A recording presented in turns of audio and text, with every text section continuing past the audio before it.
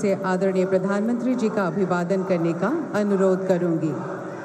सर्वप्रथम एक मोगा गामोसा से माननीय प्रधानमंत्री जी का अभिवादन किया जाएगा।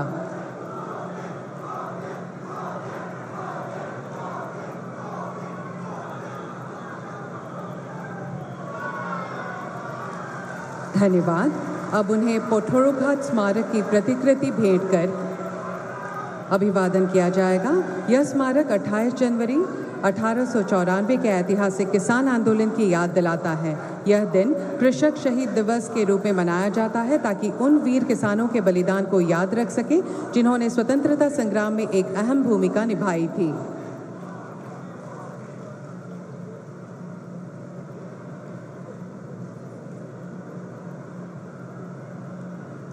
धन्यवाद।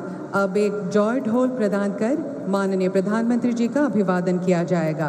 लोक मान्यताओं के अनुसार जॉय ढोल आध्यात्मिक ऊर्जा को जागृत करता है। जॉय ढोल को ओजापाली परंपरा का प्रमुख वाद्य यंत्र माना जाता है।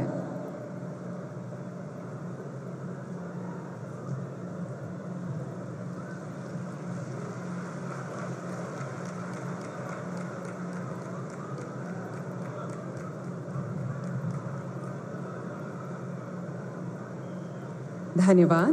अब माननीय प्रधानमंत्री जी का सम्मान करेंगे सुप्रसिद्ध लोक कलाकार पद्मश्री से सम्मानित द्रोणा भूइया जी।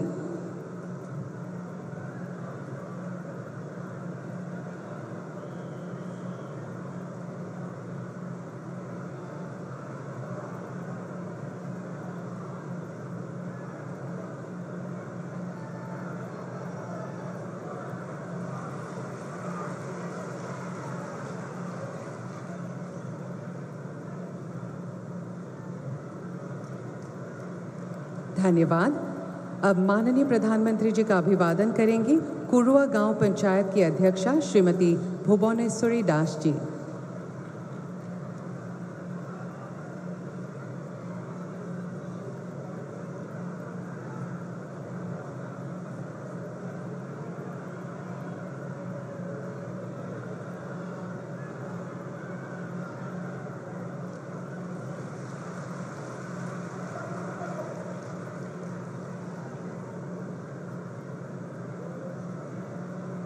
धन्यवाद। अब मैं दौरांग उदालगुड़ी संसदीय क्षेत्र के माननीय सांसद श्री दिलीप खैकिया जी से अनुरोध करूंगी कि वे कृपया स्वागत भाषण प्रदान करें।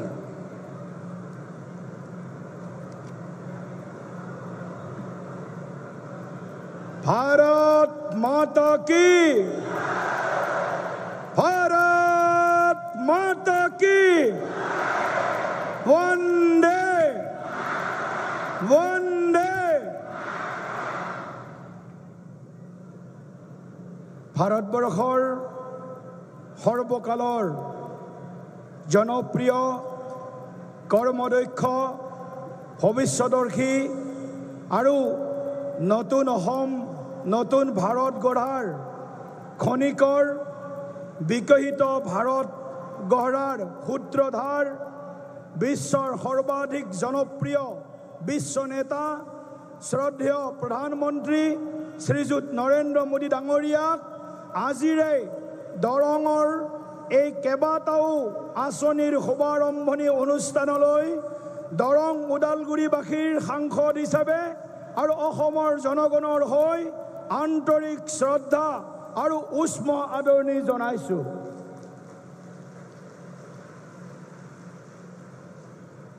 माननीय प्रधानमंत्री जी, कोई प्रधानमंत्री चुनाव शुरू करके 7 साल बाद कोई प्रधानमंत्री दरंग के पवित्र भूमि में पधारे हैं तो आप है माननीय प्रधानमंत्री जी नरेंद्र मोदी जी। मैं जोरदार तालियों के गड़गड़ाहट से खड़ा होकर के सभी को खड़ा होकर के तालियों के गड़गड़ाहट से माननीय प्रधानमंत्री जी को हृदय से स्वागत करने के लिए मैं आमंत्रित करता हूँ, सबको आह्वान करता हूँ।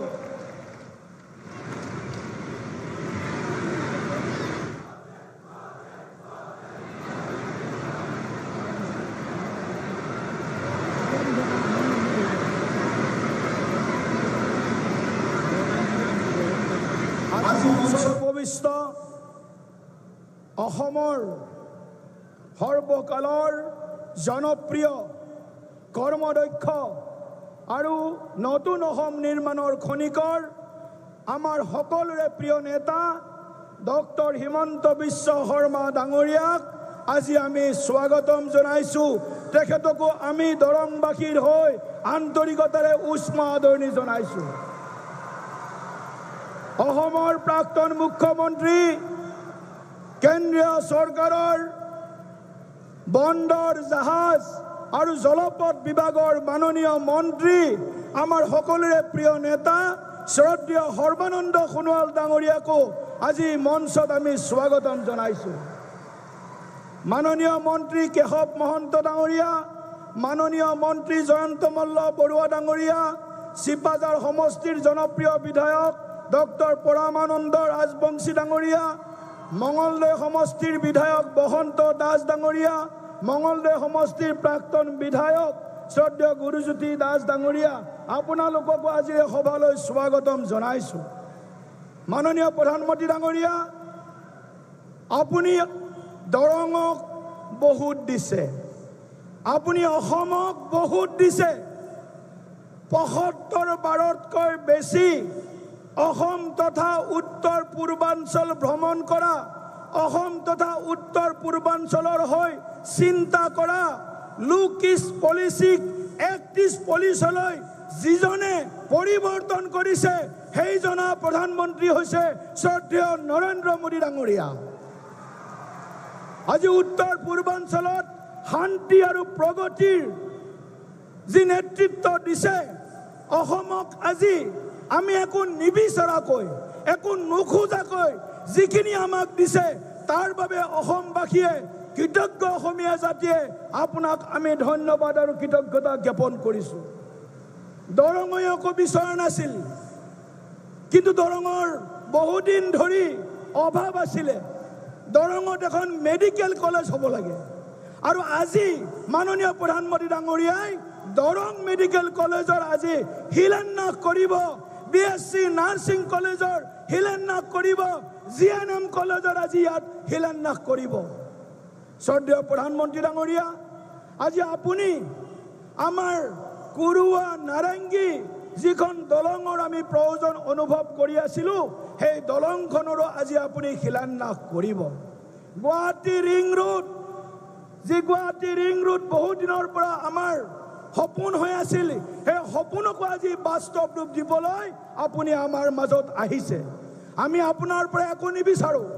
দৰং আৰু ওদালগুৰি মোৰ সংসদীয় ক্ষেত্ৰ, দুয়োখন জিলা, दोनों जिला दरंग और उदालगुरी एस्पिरेशनल डिस्ट्रिक्ट है, आकांक्षित जिला है। आपके मार्गदर्शन में, आपके नेतृत्व में दोनों डिस्ट्रिक्ट कई सारे पैरामीटर्स में इस एस्पिरेशनल डिस्ट्रिक्ट का मानदंड से ऊपर जा रहा है। प्रधानमंत्री जी, मैं आपको वचन देता हूँ, इस दरंग उदालगुरी में सभी कुछ साथ में लेकर के, जाति धर्म पंथ निर्विशेष से सब कुछ साथ में लेकर के आपके मार्गदर्शन में हम आगे बढ़ेंगे।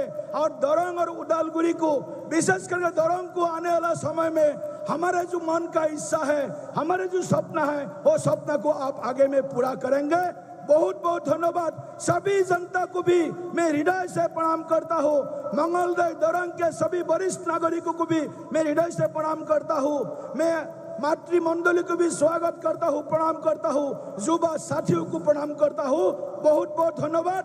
भारत माता की। धन्यवाद महोदय। अब मैं असम के लोकप्रिय मुख्यमंत्री डॉक्टर हिमंत बिस्वा शर्मा जी से विनम्र निवेदन करूंगी कि वे कृपया इस विशिष्ट सभा को संबोधित करें।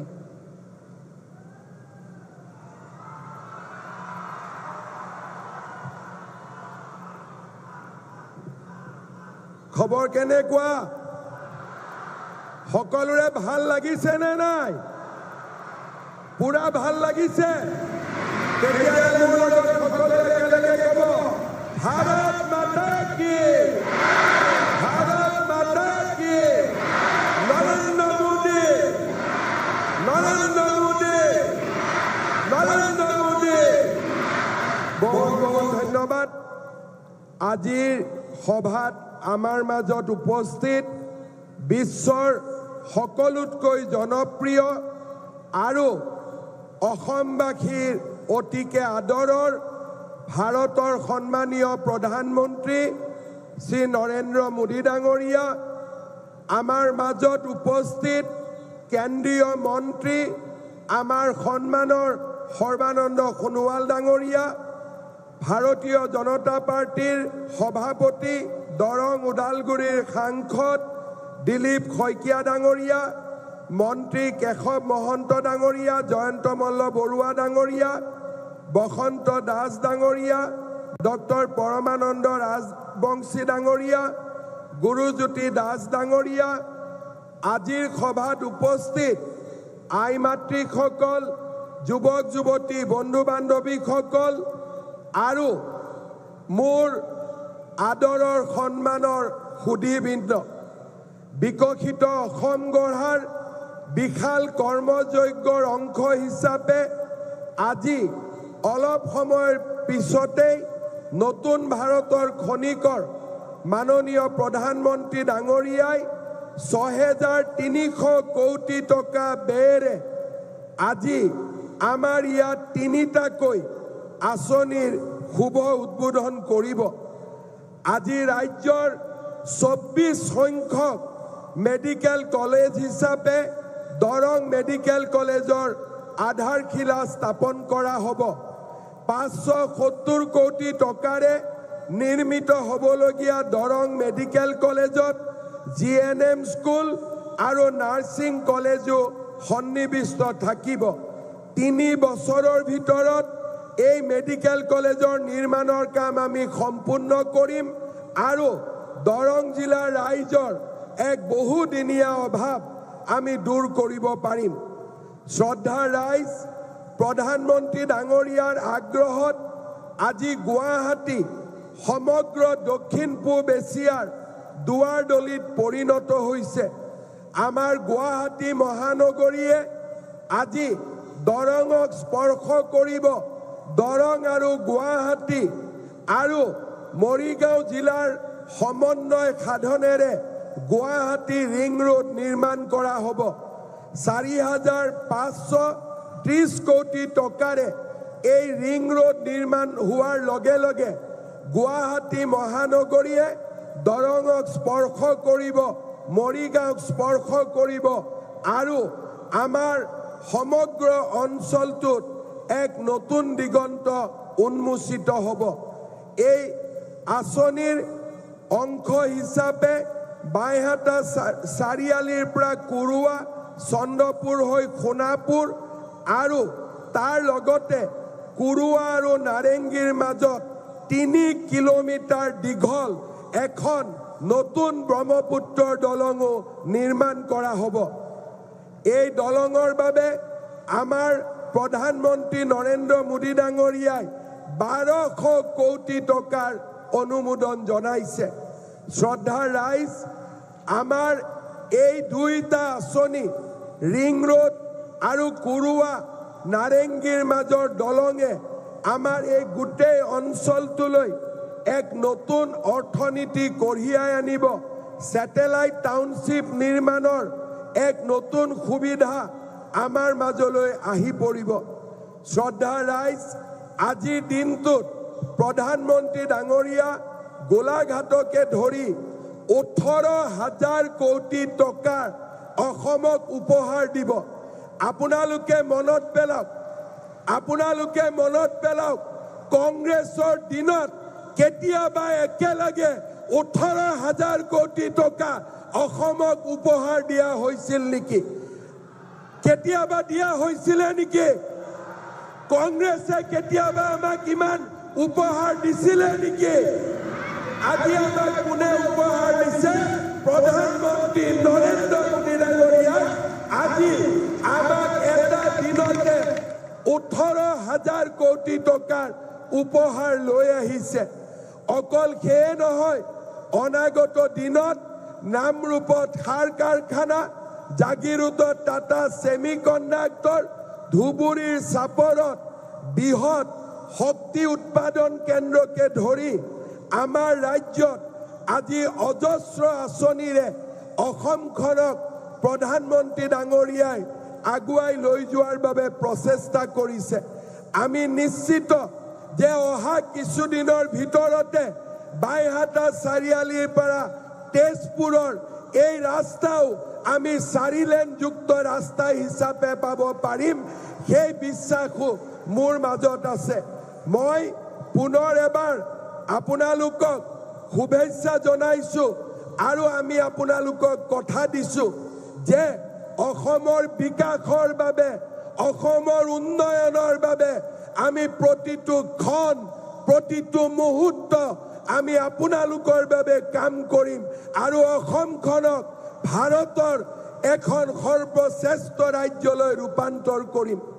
শ্ৰদ্ধা ৰাইজ, আজি পবিত্ৰ কৃষ্ণৰ জন্মৰ এটা দিন, আমি যাক কৃষ্ণ জন্মাষ্টমী ৰূপে পালন কৰোঁ। ভাৰতৰ আধ্যাত্মিক জগতত ভগৱান শ্ৰীকৃষ্ণক আমি সৰ্বোচ্চ হিচাপে মানি লওঁ আৰু কৃষ্ণৰ কৃপাতে সকলো কাম সমাধান হয়, তাক আমি বিশ্বাস কৰোঁ। কৃষ্ণৰ জন্মাষ্টমী হিচাপে আজিৰ দিনটো আমি ঠিক কৰা নাছিলোঁ, কিন্তু আমাৰ বাবে সৌভাগ্য যে অসমৰ বাবে কেইবাটাও বৃহৎ আঁচনিৰ উদ্বোধনৰ দিন এই কৃষ্ণ জন্মাষ্টমী দিনটোতে আৰম্ভ হৈছে আৰু ভগৱানে ওপৰৰ পৰা পুষ্প বৃষ্টি কৰি অসমৰ ৰাইজক আশীৰ্বাদ দিছে। মই বিশ্বাস কৰোঁ ভগৱানৰ আশীৰ্বাদ আৰু নৰেন্দ্ৰ মোদী ডাঙৰীয়াৰ নেতৃত্বত আমি আমাৰ ৰাজ্যখনক দুগুণ গতিৰে বিকাশৰ গতিত আগুৱাই লৈ যাব পাৰিম। মই অসমবাসী ৰাইজৰ হৈ প্ৰধানমন্ত্ৰী ডাঙৰীয়াক ধন্যবাদ জনাইছোঁ। যোৱাকালি গুৱাহাটীত ভাৰত ৰত্ন ভূপেন হাজৰিকাক যি ধৰণে প্ৰধানমন্ত্ৰী ডাঙৰীয়াই সন্মানিত কৰিলে, ই প্ৰতিগৰাকী অসমীয়াৰ হৃদয় স্পৰ্শ কৰিছে আৰু আমি প্ৰধানমন্ত্ৰী ডাঙৰীয়াক অন্তৰৰ গভীৰতম কোণৰ পৰা ধন্যবাদ জনাইছোঁ যে আপুনি আজি অসমলৈ আহি অসমৰ সন্মান ভাৰত ৰত্ন ভূপেন হাজৰিকা ডাঙৰীয়াক সন্মানিত কৰিলে।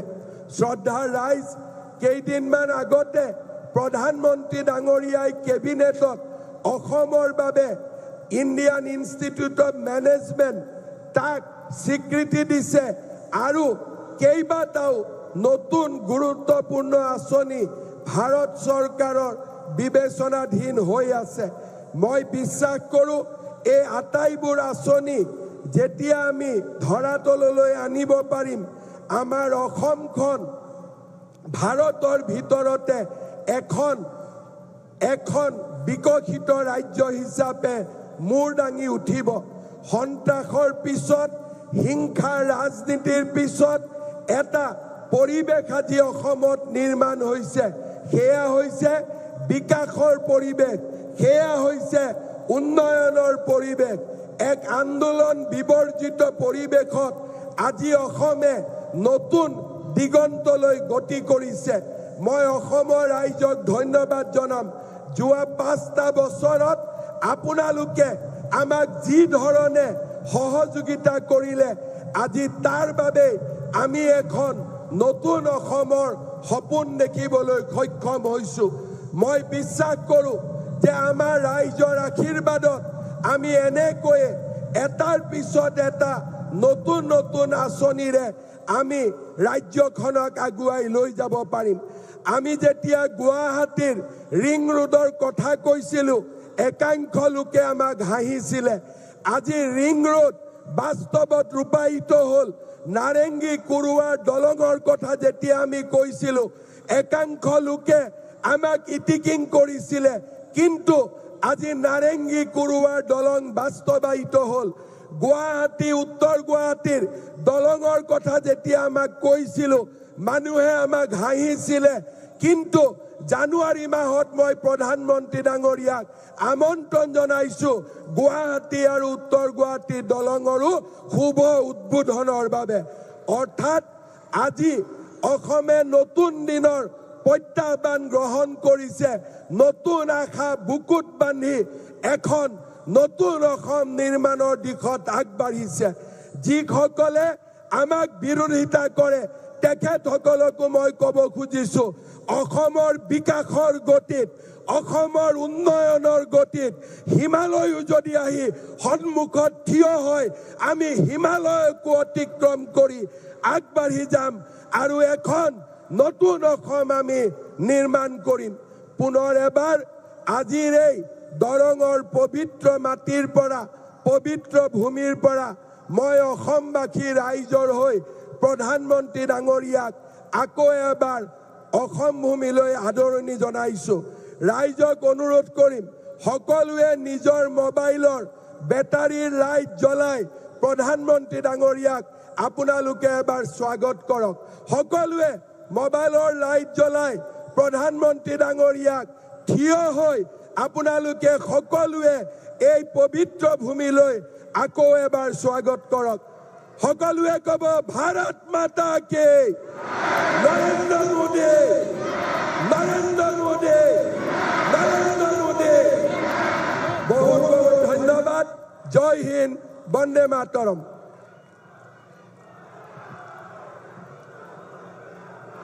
धन्यवाद महोदय आपके सशक्त नेतृत्व और दूरदर्शी मार्गदर्शन ने असम को विकास और समृद्धि की नई दिशा एवं गति प्रदान की है देवियों सज्जनों यह हमारे लिए अत्यंत गौरव का क्षण है कि असम अब स्वास्थ्य क्षेत्र में एक नया इतिहास रचने जा रहा है मैं माननीय प्रधानमंत्री श्री नरेंद्र मोदी जी से सादर अनुरोध करती हूं कि वे कृपया आभासी रूप से डोरोंग मेडिकल कॉलेज एंड हॉस्पिटल की आधारशिला रखें जिसमें बीएससी नर्सिंग कॉलेज तथा जीएनएम स्कूल भी शामिल हैं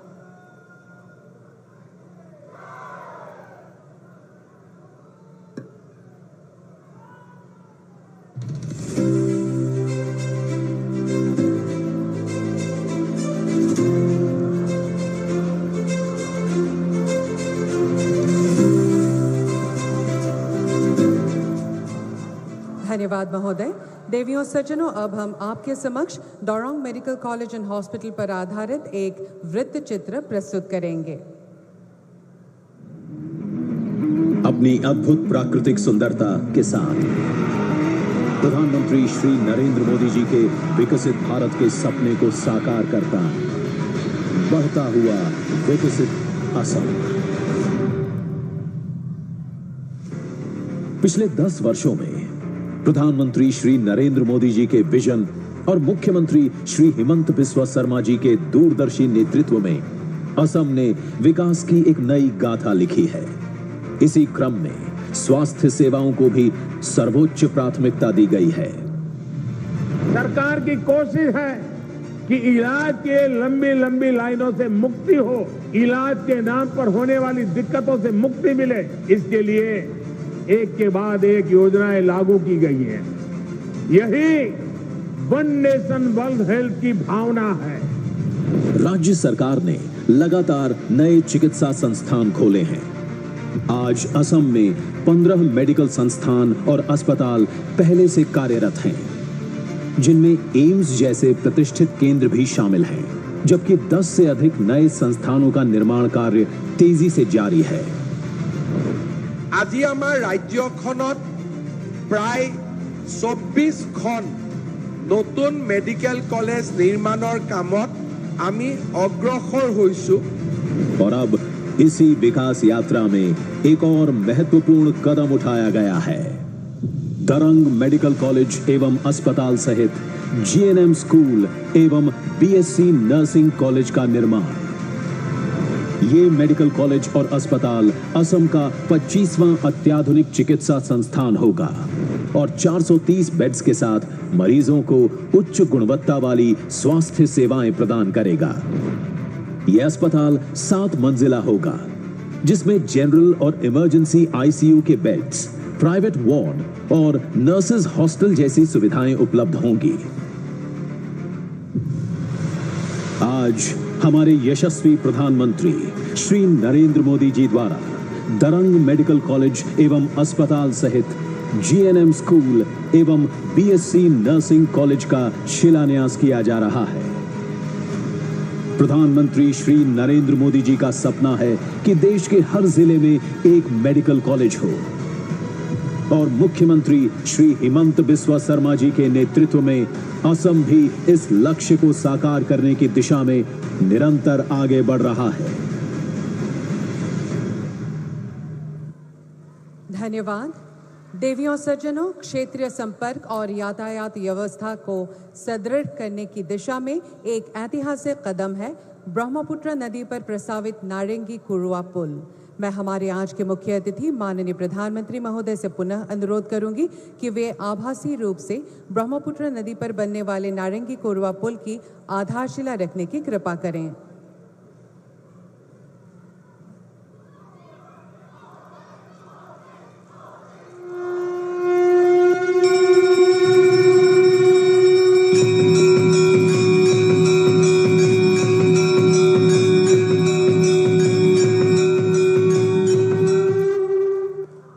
महोदय, अब हम ब्रह्मपुत्र नदी पर प्रस्तावित नारंगी कुरुआ पुल पर आधारित एक वृत्त चित्र प्रस्तुत करेंगे। हमारे माननीय प्रधानमंत्री श्री नरेंद्र मोदी जी के विजनरी नेतृत्व में पूरे देश में लास्ट माइल कनेक्टिविटी से ईज ऑफ लिविंग और ईज ऑफ डूइंग बिजनेस प्रदान करने के लिए नदियों पर पुलों का निर्माण तेजी से किया जा रहा है। असम को भी इसका लाभ मिला है। 2014 तक ब्रह्मपुत्र नदी पर केवल 3 ब्रिज थे, जिनकी संख्या आज 6 हो गई है। ब्रह्मपुत्र नदी असम के लिए एक महत्वपूर्ण जीवन रेखा है, जो कृषि, परिवहन और जैव विविधता को बढ़ावा देती है। आज हमारे माननीय प्रधानमंत्री श्री नरेंद्र मोदी जी इसी ब्रह्मपुत्र नदी पर कुरुवा से नारंगी के बीच करीब 1200 करोड़ रुपए की लागत से बनने वाले 2.9 किलोमीटर लंबे पुल का शिलान्यास कर रहे हैं। ये पुल उत्तर और दक्षिण गुवाहाटी के बीच बेहतर संपर्क प्रदान करेगा, जिससे गुवाहाटी शहर के विस्तार में और अधिक बल मिलेगा। शहर में भीड़ भाड़ और ट्रैफिक जैम को खत्म करेगा। सोनापुर और इसके आसपास के क्षेत्रों के लोगों को दरंग पहुंचने में लगभग 2 से 2.5 घंटे लगते हैं, लेकिन इस पुल के बनने के बाद उन्हें केवल 25 से 30 मिनट ही लगेंगे। कुरुआ तक जाना सही है। कुरुआ से नया ब्रह्मपुत्र का पुल से वो नारंगी तक आना सही है। इस पुल से ओरांग टाइगर रिजर्व और पोबितरा वन्य जीव अभयारण्य तक भी वन्य जीव प्रेमियों को पहुंचना आसान होगा। साथ ही जागी रोड में विकसित हो रहे पूर्वोत्तर भारत के प्रथम सेमीकंडक्टर प्लांट की पहुंच भी सुगम होगी, जिससे भविष्य में गुवाहाटी शहर, दरंग जिला, कामरूप जिले से रोजगार हेतु आवाजाही आसान होगी। 2018 में असम की इकोनॉमी 3.25 लाख करोड़ रुपए की थी। आज असम करीब 6 लाख करोड़ रुपए की इकोनॉमी वाला राज्य बन गया। 6 सालों में असम की इकोनॉमी की वैल्यू डबल हो गई है। ये डबल इंजन की सरकार का डबल इफेक्ट है। प्रधानमंत्री जी के नेतृत्व में असम की डबल इंजन सरकार असम को पूर्वोत्तर भारत का एक महत्वपूर्ण इकोनॉमिक हब बनाने की ओर तेजी से अग्रसर है। धन्यवाद। देवियों सज्जनों, गुवाहाटी रिंग रोड परियोजना असम तथा पूर्वोत्तर भारत के लिए बुनियादी ढांचे के क्षेत्र में एक अत्यंत महत्वपूर्ण और सकारात्मक परिवर्तनकारी कदम है। अब मैं आदरणीय प्रधानमंत्री जी से पुनः अनुरोध करूंगी कि वे कृपया अपने कर कमलों द्वारा आभासी रूप में गुवाहाटी रिंग रोड परियोजना की आधारशिला रखें।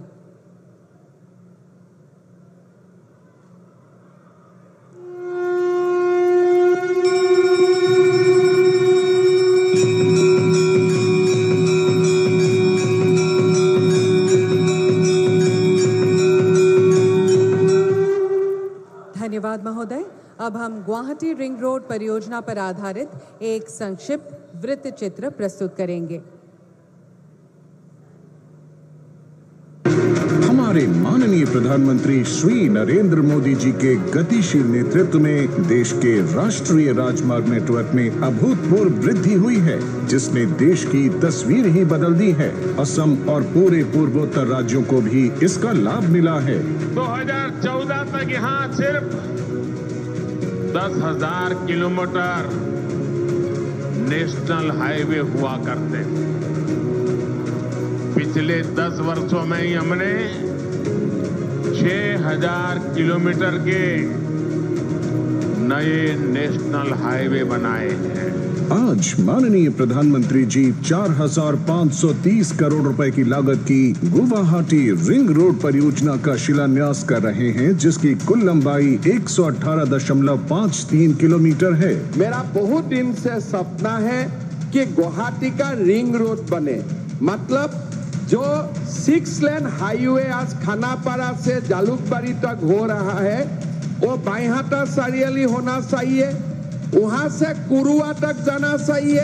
ये परियोजना 55.54 किलोमीटर लंबे ग्रीनफील्ड कॉरिडोर को समेटे हुए है, जो क्षेत्र के लिए परिवर्तनकारी कदम होगा। इसके अलावा इसमें खानापारा से जोराबाट तक के राजमार्ग को 6 लेन में विकसित करना भी शामिल है, जिससे यातायात अधिक सुगम होगा। गुवाहाटी रिंग रोड परियोजना मौजूदा मार्ग को बाईहाटा, चरियाली और सोनापुर से जोड़कर एक वैकल्पिक मार्ग प्रदान करेगी, जिससे गुवाहाटी शहर में यातायात का दबाव कम होगा। पूर्वोत्तर राज्यों और अंतर्राष्ट्रीय सीमाओं से संपर्क भी बेहतर होगा। इन परियोजनाओं से अपर असम का चाय उद्योग, नुमालीगढ़ रिफाइनरी, जागी रोड के सेमीकंडक्टर हब एवं पूर्वोत्तर राज्यों तक देश के अन्य क्षेत्रों से पहुंच आसान होगी, जिससे व्यापार, वाणिज्य एवं रोजगार के क्षेत्र में अभूतपूर्व विकास निश्चित है। हमारे माननीय प्रधानमंत्री जी के नेतृत्व में असम की डबल इंजन सरकार असम को देश का अग्रणी आर्थिक और वाणिज्यिक केंद्र बनाने की दिशा में तेजी से अग्रसर है। धन्यवाद। अब मैं सर्वजन प्रिय माननीय प्रधानमंत्री श्री नरेंद्र मोदी जी से करवत निवेदन करती हूं कि वे कृपया अपने ओजस्वी और प्रेरणादायी उद्बोधन से हम सभी को प्रेरित और मार्गदर्शित करें।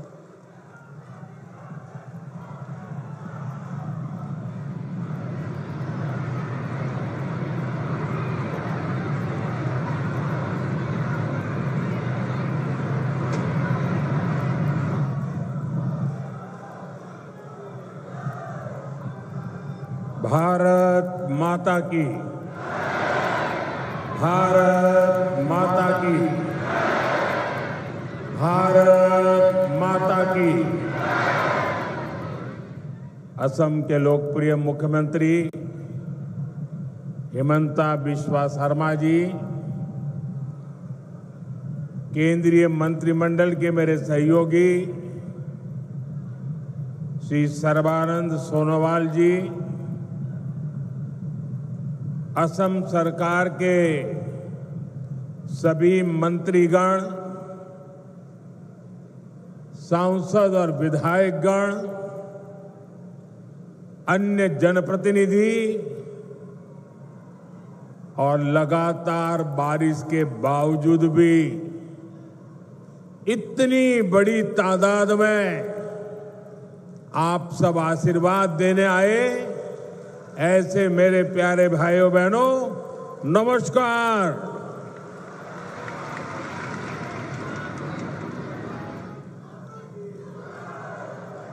अहोमार विकास यात्रार ऐतिहासिक दिन टूत दरभंगा सिर लौकते हमाग्र ओहोम बासिक में आंतरिक उलोगारू अभिनंदन जोनाइशो।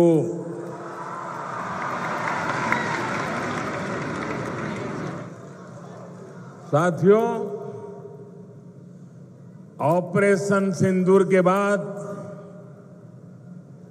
कल मेरा पहली बार आसाम आना हुआ है। मां कामाख्या के आशीर्वाद से ऑपरेशन सिंदूर को जबरदस्त सफलता मिली। इसलिए आज मां कामाख्या की इस धरती पर आकर एक अलग ही पुण्य अनुभव हो रहा है और ये भी सोचने में सुहागा है कि इस क्षेत्र में आज जन्माष्टमी मनाई जा रही है। तो आप सबके बीच जन्माष्टमी के पावन पर्व पर आप सबको भी बहुत बहुत शुभकामनाएं देता हूं। और लाल किले से मैंने कहा था,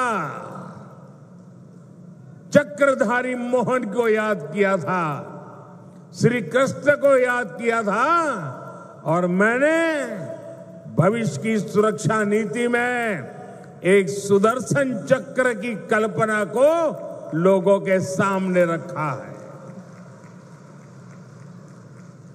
साथियों, हमारा ये मंगलदोई तो वो स्थान है जहां संस्कृति की त्रिवेणी, इतिहास के गौरव और भविष्य की आशा सबका संगम एक साथ होता है। ये क्षेत्र असम की पहचान का भी केंद्र बिंदु है। प्रेरणा और पराक्रम से भरी इस भूमि पर आप सभी जनता जनार्दन के दर्शन करने का सौभाग्य पाकर मैं धन्य हूं। भाइयों और बहनों, कुछ दिन पहले ही हमने भारत रत्न सुधा कंठो भूपेन हजारी जी का जन्म दिवस मनाया है। कल उनके सम्मान में हुए एक बहुत बड़े कार्यक्रम का हिस्सा बनने का अवसर मुझे मिला। असम की ऐसी महान संतानों ने, हमारे पूर्वजों ने जो सपना देखा था, आज बीजेपी की डबल इंजन सरकार उसको पूरी ईमानदारी से पूरा करने में जुटी है। भाइयों बहनों, कल जब मैं भूपेन दा की जन्म शताब्दी वर्ष के कार्यक्रम में था तो रात को मुझे मुख्यमंत्री जी ने एक बात बताई और आज सुबह मुझे वो वीडियो भी दिखाया। ये देख करके मुझे बहुत गहरी चोट पहुंची।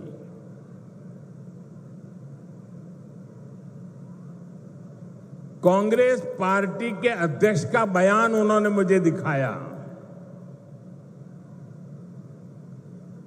जिस दिन भारत सरकार ने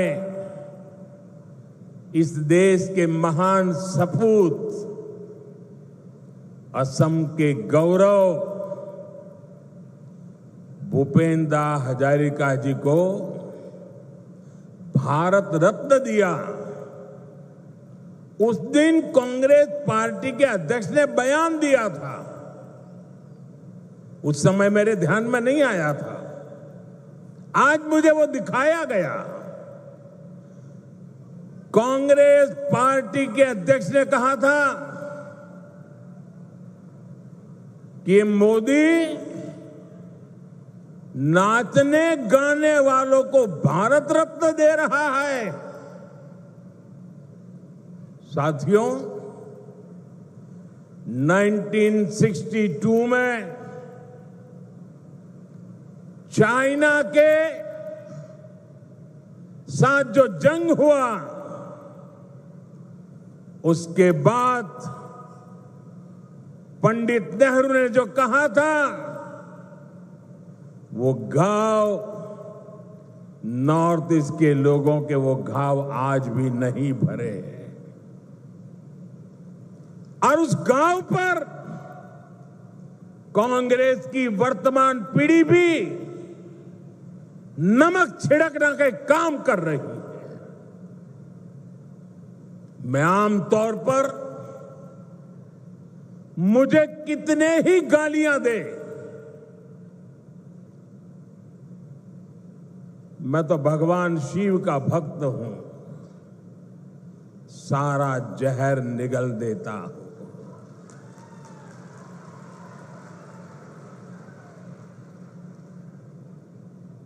लेकिन बेशर्मी के साथ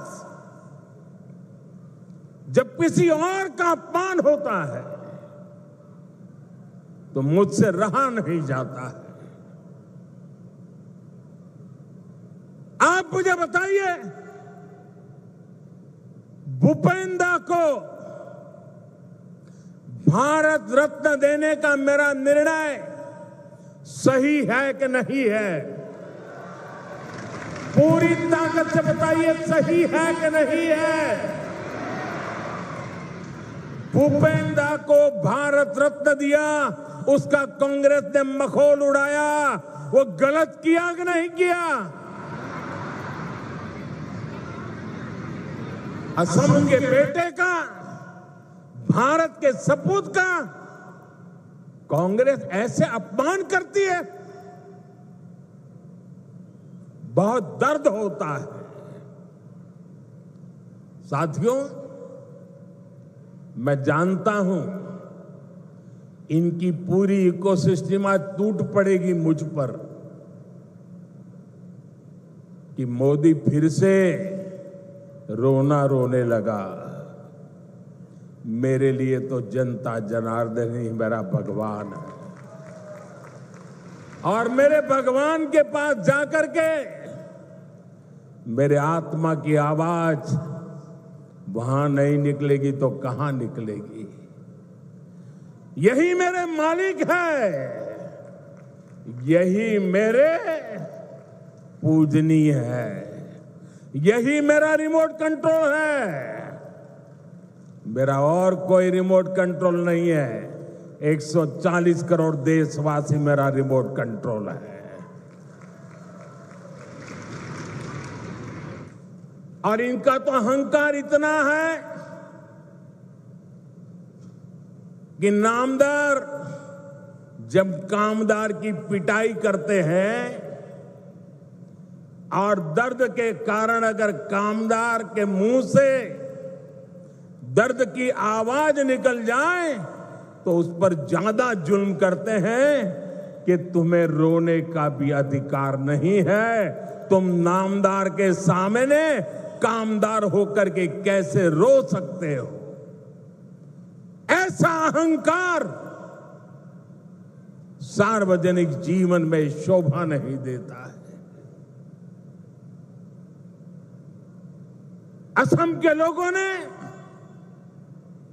देश के लोगों ने, संगीत प्रेमी लोगों ने, कला प्रेमी लोगों ने, भारत की आत्मा के लिए जी जान लगाने वाले लोगों ने कांग्रेस से जवाब मांगना चाहिए कि आपने भूपेंद्र का अपमान क्यों किया?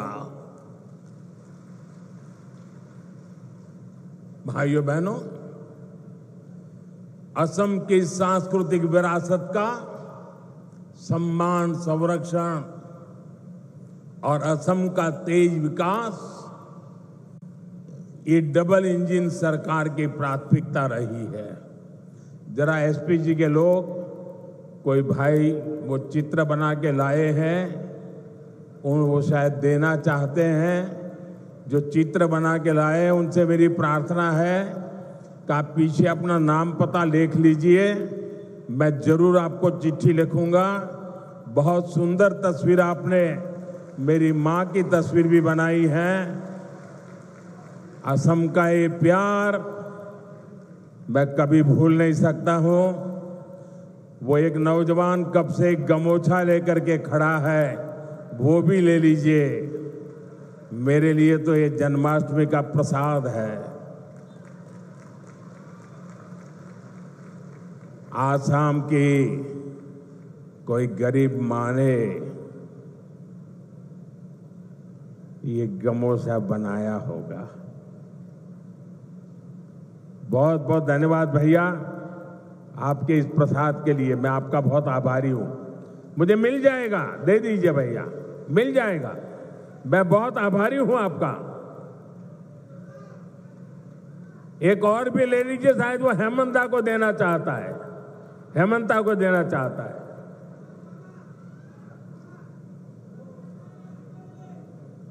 ठीक है, जहां जाना है सही जगह पे जाएगा।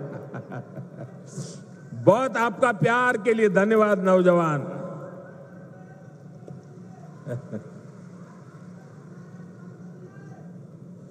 देखिए काफी बच्चे कुछ चित्र बना के लाए, जरा ले लो भाई। इतना प्यार बरसा रहे हैं लोग। ये छोटे छोटे बालक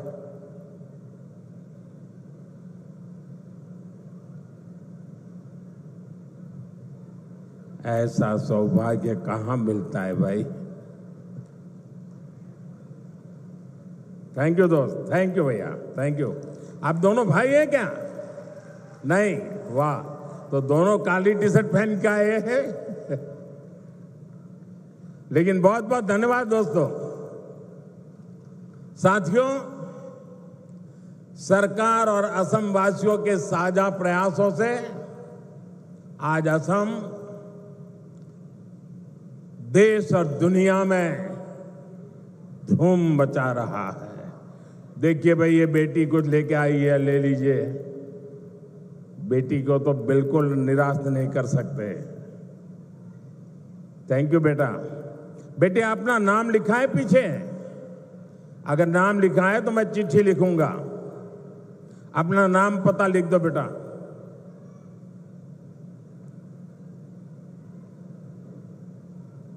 साथियों, आज भारत दुनिया का सबसे तेजी से ग्रो करने वाला देश है। वही असम भी देश के सबसे तेजी से ग्रो करने वाले राज्यों में एक बन गया है। एक समय था जब असम विकास में पिछड़ा हुआ था, देश के साथ कदम ताल नहीं कर पा रहा था। लेकिन आज असम करीब करीब 13% की ग्रोथ रेट से आगे बढ़ रहा है।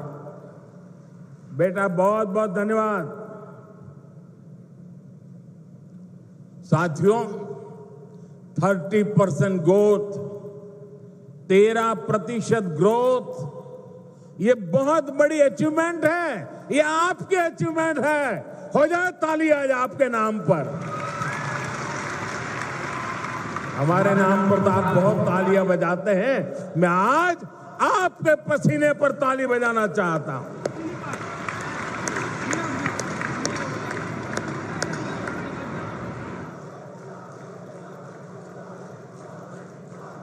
ये सफलता असम वासियों के परिश्रम और बीजेपी की डबल इंजन सरकार के साझा प्रयासों का परिणाम है। मुझे खुशी है कि असम की जनता इस पार्टनरशिप को लगातार मजबूत कर रही है। इसलिए तो हर चुनाव में हेमंता जी और उनकी टीम को बार बार भारी समर्थन मिल रहा है। हाल में हुए पंचायत चुनावों में भी असम ने हम सभी को ऐतिहासिक विजय दिलाई है, अपना आशीर्वाद दिया है। साथियों, भाजपा सरकार असम को भारत के विकास का ग्रोथ इंजन बनाने के लक्ष्य के साथ काम कर रही है। आज का ये कार्यक्रम भी हमारी इसी संकल्प का हिस्सा है। अभी कुछ देर पहले इस मंच से करीब 6,500 करोड़ रुपए की विकास योजनाओं का शिलान्यास हुआ है। हमारी डबल इंजन सरकार असम को टॉप के कनेक्टेड स्टेट और टॉप के हेल्थ केयर हब के रूप में विकसित कर रही है। ये प्रोजेक्ट्स इसी संकल्प को और सशक्त करेंगे। आप सभी को दरंग मेडिकल कॉलेज और अस्पताल के लिए, हाईवे के लिए, रिंग रोड के लिए बहुत बहुत बधाई। साथियों, पूरा देश आज विकसित भारत के निर्माण के लिए एकजुट होकर आगे बढ़ रहा है। खास तौर पर हमारे जो नौजवान साथी हैं, उनके लिए विकसित भारत सपना भी है और संकल्प भी है। और इस संकल्प की सिद्धि में हमारे नॉर्थ ईस्ट की बहुत बड़ी भूमिका है। ये मैं सिर्फ इसलिए नहीं कह रहा हूं कि मुझे आप लोगों के प्रति बहुत प्यार है, बहुत सम्मान है, नॉर्थ ईस्ट के प्रति मेरा लगाव है, सिर्फ इसलिए नहीं कह रहा हूं। मैं इसलिए कह रहा हूं, इसके पीछे ठोस कारण है। आजादी के बाद बड़े शहर, बड़ी इकोनॉमी, बड़े बड़े कारखाने पश्चिम और दक्षिण भारत में ही विकसित हुए।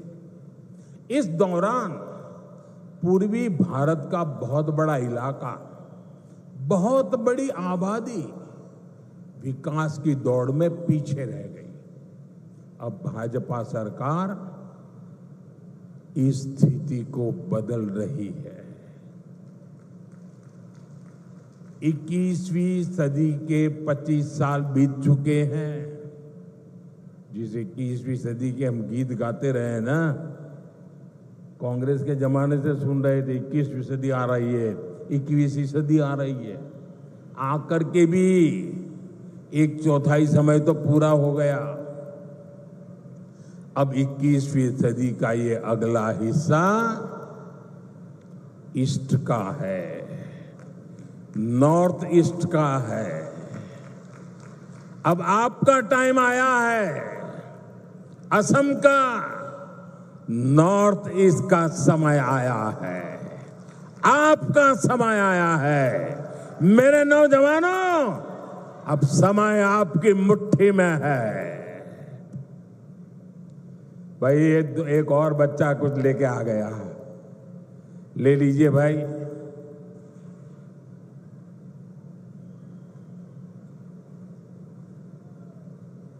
अब ये लोग भी मेरी मुसीबत जान लेते हैं। माँ का चित्र लेके आते हैं तो मन करता है बस ले लूं।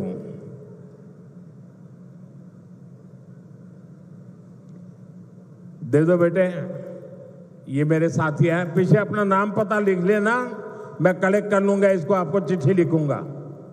जरा ये लेकर के दे दीजिए भाई एसपीजी वालों को। साथियों, किसी भी क्षेत्र के तेज विकास के लिए तेज कनेक्टिविटी बहुत जरूरी है। इसलिए हमारी सरकार का बहुत अधिक फोकस नॉर्थ ईस्ट में कनेक्टिविटी पर रहा है। रोड, रेल, एयर जैसी physical connectivity, 5G, internet, broadband जैसी डिजिटल कनेक्टिविटी, इससे आप लोगों को सुविधा मिली, जीवन आसान हुआ, बिजनेस करना आसान हुआ। इस कनेक्टिविटी से आप लोगों के लिए घूमना फिरना आसान हुआ। टूरिज्म का विस्तार हुआ और इसने यहाँ के हमारे नौजवानों के लिए नौकरी के, रोजगार के नए अवसर भी बनाए। साथियों, कनेक्टिविटी के इस महाअभियान का असम को भी बहुत लाभ मिला है। मैं आपको एक उदाहरण देता हूं। आजादी के 6 दशक तक दिल्ली में कांग्रेस की सरकार रही। असम में दशकों तक कांग्रेस रही, लेकिन कांग्रेस ने 60-65 सालों में ब्रह्मपुत्र पर सिर्फ 3 पुल बनाए। 60-65 साल में 3। फिर आपने हमें सेवा करने का मौका दिया और 1 दशक में हमारी सरकार ने 6 बड़े ब्रिज बना दिए। 6 बड़े ब्रिज। अब मुझे बताइए, इतना काम करेंगे तो आप खुश होंगे कि नहीं होंगे? आपके आशीर्वाद मिलेंगे कि नहीं मिलेंगे? आपका प्यार मिलेगा कि नहीं मिलेगा? आप खुश हैं ना? मैं और भी काम करना चाहता हूं, बस आशीर्वाद देते रहिए।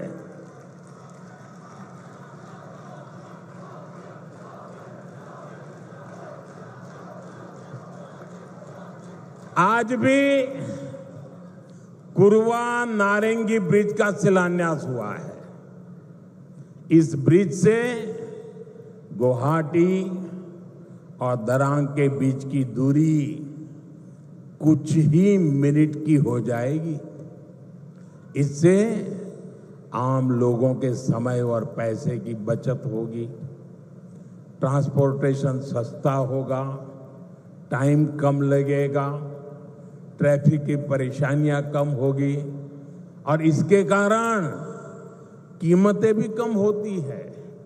साथियों, नई रिंग रोड से आपको बहुत फायदा होगा। जब ये बन जाएगी तो ऊपरी आसाम की तरफ जाने वाली गाड़ियों को शहर में आने की जरूरत ही नहीं पड़ेगी। ये ring road 5 national highway, 2 state highway, 1 airport, 3 railway station और 1 इनलैंड वाटर टर्मिनल को आपस में जोड़ने का काम करेगा। यानी असम में पहली बार सीमलेस मल्टी मॉडल कनेक्टिविटी का पूरा नेटवर्क होने का। ये है डबल इंजन की बीजेपी सरकार का विकास का मॉडल। साथियों, हम आज की नहीं बल्कि अगले 25-50 साल की जरूरतों के मुताबिक देश को तैयार कर रहे हैं, क्योंकि 2047 जब आजादी के 100 साल होंगे ना, विकसित भारत बना के रहना है दोस्तों। आपके लिए बनाना है, आपके बच्चों के लिए बनाना है, नौजवानों के उज्जवल भविष्य के लिए बनाना है। इसी कड़ी में मैंने लाल किले से घोषणा की थी कि अब जीएसटी में नेक्स्ट जनरेशन रिफॉर्म होगा। आज मैं इस रिफॉर्म की खुशखबरी के साथ आपके बीच आया हूं। आज से ठीक 9 दिन के बाद नवरात्रि का पहला दिन होगा। जीएसटी की दरें बहुत कम हो जाएगी और इससे असम के, देश के हर परिवार को फायदा होगा। रोजमर्रा की बहुत सारी चीजें और सस्ती हो जाएगी। हमने सीमेंट पर टैक्स कम किया है। इसके लिए जिसको घर बनाना है उसका खर्चा कम होगा। कैंसर जैसी अनेक गंभीर बीमारियों की अनेक महंगी दवाएं सस्ती हो जाएगी, बीमा कराना सस्ता हो जाएगा, और जिस नौजवानों को मोटरसाइकिल लेनी है, नई कार खरीदनी है, वो भी सस्ती हो जाएगी।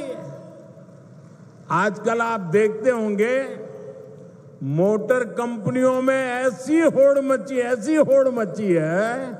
एडवर्टाइजमेंट दे रहे हैं 60,000 कम, 80,000 कम, 1,00,000 रुपया कम, लगातार इससे जुड़े विज्ञापन दे रहे हैं। यानी माताएं बहनें हो, नौजवान हो, किसान हो, दुकानदार हो, सबका फायदा होने वाला है। ये फैसला आपके त्योहारों की चमक और बढ़ाने वाला है। साथियों, इन त्योहारों में आपको मेरी एक बात भी ध्यान रखनी है। मैं अपनी बात बताऊं? मैं मेरी बात बताऊं? आप कहो तो बताऊं? सबके सब हाथ ऊपर करके बताइए, बताऊं? मेरी बात मानोगे? बैठो बेटा, बैठो। थैंक यू बेटा, थैंक यू। उसको तकलीफ मत दीजिए, उसको शारीरिक तकलीफ है, प्लीज उसको परेशान मत कीजिए। ले लेंगे। जरा कैमरामैन वो चिट्ठी ले लो, उनसे चिट्ठी ले लो। कोई नौजवान, बैठो बेटा, आप परेशान मत होना, उसको परेशान मत कीजिए। अरे भाई, उसको तकलीफ हो रही है भाई, मेरा प्रणाम भैया, उसको परेशान मत कीजिए प्लीज। उसको, मुझे अच्छा नहीं लगता है भैया, प्लीज। आप यहां तक आए, शरीर को इतना कष्ट देकर के आए, मैं आपका आभारी हूं। साथियों, जरा फिर से हाथ करके बताइए, मैं जो कहूंगा मेरी बात मानोगे? ऐसा नहीं, सबका हाथ ऊपर होना चाहिए, उधर भी। मेरी बात मानोगे? पक्का मानोगे? इतना कर लीजिए, देश आगे बढ़ जाएगा। तो मेरे लिए नहीं, मैं आपसे देश के लिए मांग रहा हूं। मैं आपसे आपके बच्चों के उज्जवल भविष्य के लिए मांग रहा हूं। और मैं आपसे यही कहता हूं कि आप मुझे वादा कीजिए, अब जो भी खरीदेंगे वो स्वदेशी होगा। खरीदेंगे, स्वदेशी खरीदेंगे, मेड इन इंडिया खरीदेंगे। और मेरी स्वदेशी की व्याख्या बहुत सिंपल है। कंपनी किसी भी देश से क्यों ना आई हो, नाम किसी भी देश का क्यों ना हो, लेकिन वो हिंदुस्तान में ही बना होना चाहिए। पैसा दुनिया के किसी भी देश ने लगाया हो, लेकिन पसीना मेरे देश के नौजवानों का होना चाहिए।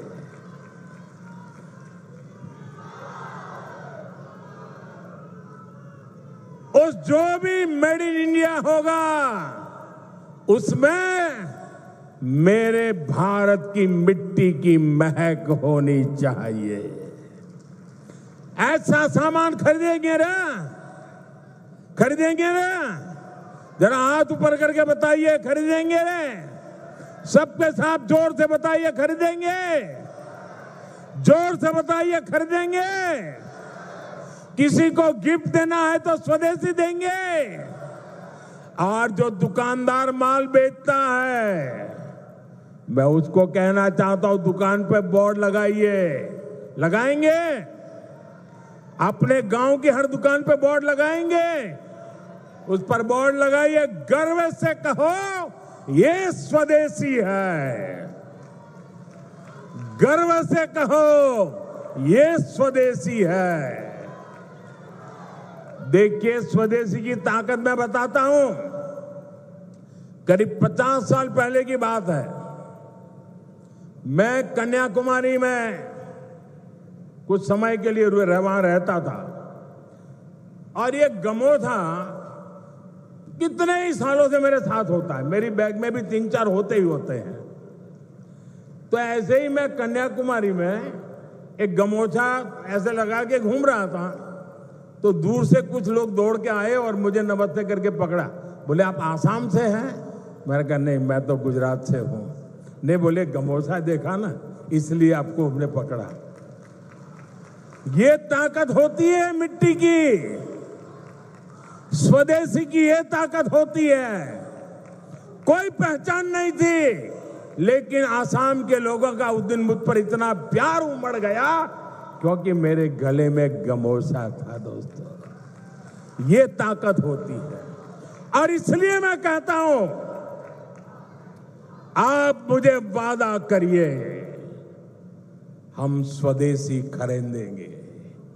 वोकल फॉर लोकल, लोकल के लिए वोकल हो, इसके लिए हम सबका प्रयास देश को मजबूत करेगा। साथियों, बीते सालों में एक और सेक्टर में बहुत बड़ा काम देश में हुआ है। ये सेक्टर है हेल्थ केयर का, आरोग्य का। हमारे अस्पताल होते थे तो बड़े शहरों में, वहां इलाज कराने जाते थे तो बहुत महंगा पड़ता था। हमने एम्स का, मेडिकल कॉलेजों का नेटवर्क देश के कोने कोने तक फैला दिया। अब बैठिए भैया, मुझे आप अपने बोलने दीजिए। अब बैठिए, आप बैठिए, आप बैठिए, आप बैठिए। अरे, उसको परेशान कर रहे हैं आप लोग। भाई कैमरामैन, उनसे चिट्ठी ले लेना। मेरे इन दिव्यांग भाइयों को क्यों परेशान करते हैं आप? थैंक यू दोस्त।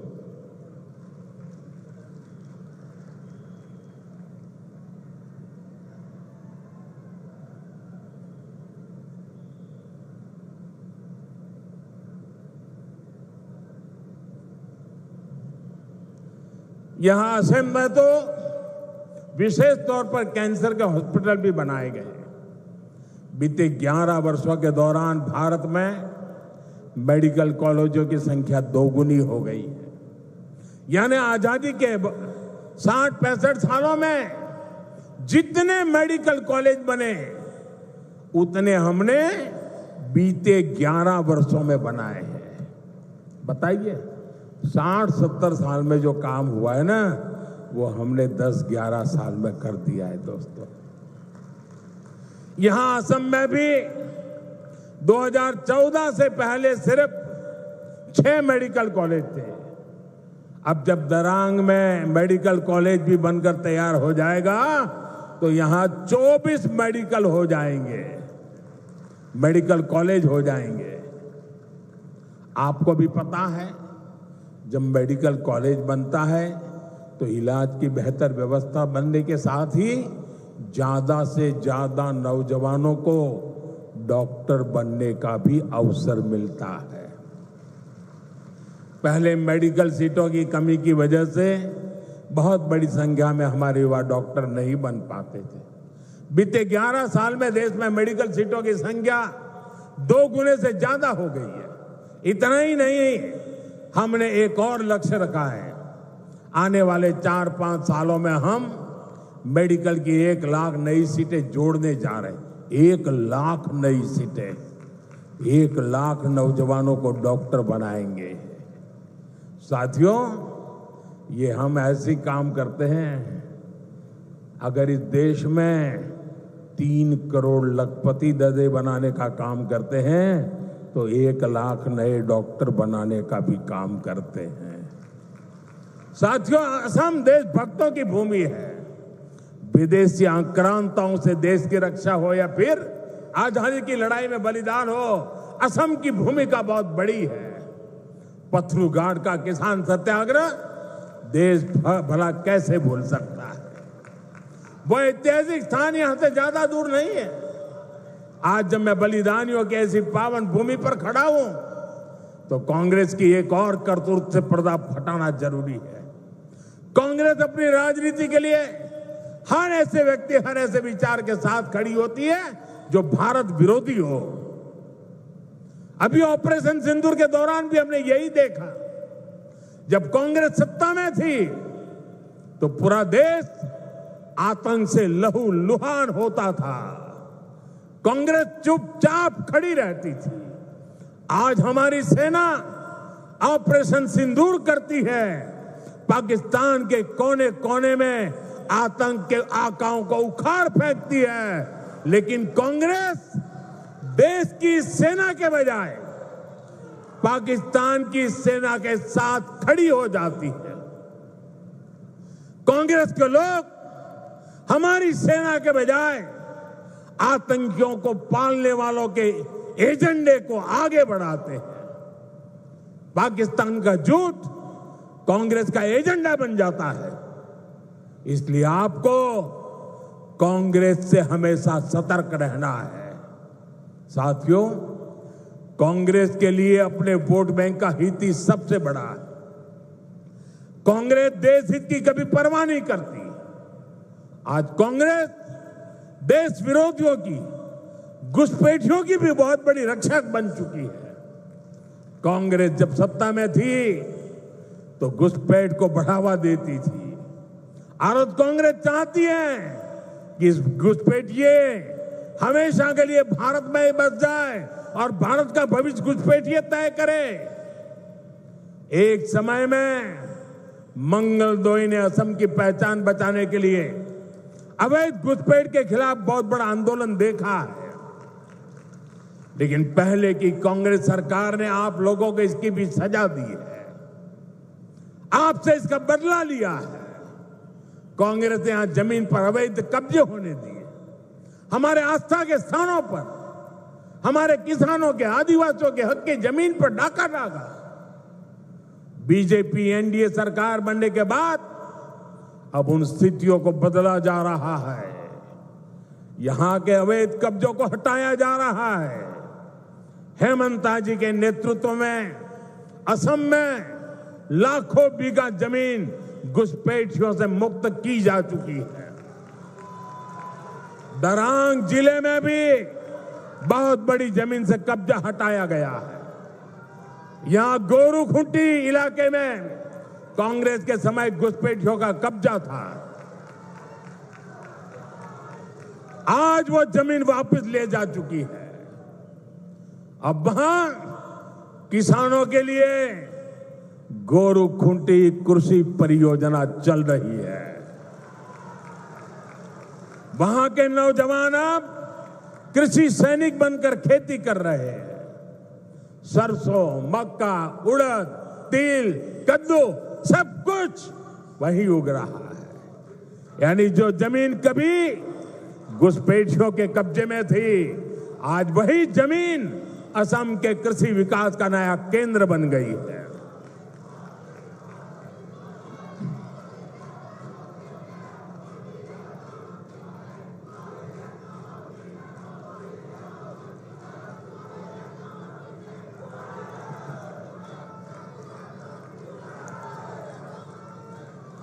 साथियों, भाजपा की सरकार घुसपैठियों को देश के साधनों, संसाधनों पर कब्जा नहीं करने देगी।